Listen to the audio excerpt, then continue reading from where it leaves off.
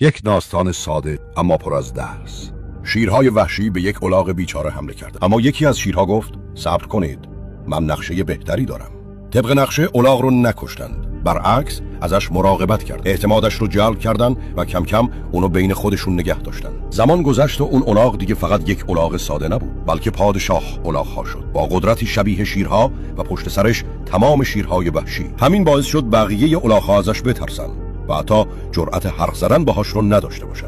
از اون روز هر وقت شیرها برای شکار می اومدن، همین الاغ‌های دیگر رو به دست خودش به شیرها تحویل میداد. بین الاغ‌ها قدرتمند بود، اما در نگاه شیرها همچنان فقط یک الاغ باقی موند. او هزاران هم نوع بیگناهش رو قربانی کرد، فقط برای اینکه خودش بالاتر بره، تا اینکه روزی رسید که همه الاغ‌ها تصمیم گرفتن متحد شوند و دیگر اجازه ندهند کسی برای رسیدن به قدرت قربانی شود. روز بعد وقتی شیرها برای شکار آمدن، او متوجه شد پشت سرش هیچ کس نیست. دیگر کسی از الاغ‌ها از او حمایت نمی کند. تنها و بی قدرت ایستاد و گفت ترسم از شیرها ریخته، ولی حالا دیگر هیچ کس به حرفم گوش نمی دهد. شیرها خندیدند و نتیجه گرفتن توی هر جامعه‌ای همیشه یک الاغ پیدا میشه که برای رسیدن به قدرت همه رو قربانی میکنه.